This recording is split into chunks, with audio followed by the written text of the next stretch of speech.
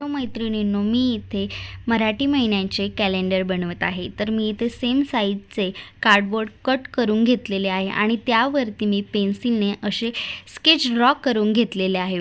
त्यानंतर मी acrylic कलरने colour केला आणि खाली नाव लिहिण्यासाठी वेगळी जागा सोडली आणि त्यावरती वेगळा कलर आणि वरती ही जे स्केच काढले आहे त्यावरती वेगळा कलर असं दिलेला आहे. आणि प्रत्येक महिन्यांच्या नावाला मी व्हाईट कलरच यूज केलेला आहे. आणि तसेच मराठी महिन्यांचे कॅलेंडर घरात असले तर आपल्या नवीन पिढीलाही ते डोळ्याखालून जातात आणि त्यांनाही ते पाठ होतात. त्यामुळे हे असे नवीन पद्धतीने एक कलरफुल कॅलेंडर आपले घरामध्ये असलेले छानच वाटते. त्यामुळे आपल्या नवीन पिढीला समजते, त्यांच्या लक्षात राहते आणि असं वेगळं काहीतरी त्यांच्या डोळ्याखालून जातं.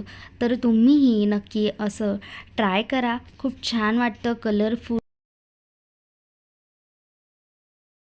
आणि इथे बघा पूर्ण तयार झालेला आहे आणि ॲक्रेलिक कलर असल्यामुळे त्यावरती खूप सुंदर अशी शाईन आलेली आहे. आणि हे 12 कार्डबोर्ड मी एका मोठ्या कार्डबोर्डवरती चिकटवले आहे आणि ब्लॅक बॉर्डर अशी मी तयार केलेली आहे. खूप सुंदर असं दिसतं आणि भिंतीवरती लावल्यावर खूपच छान वाटतं.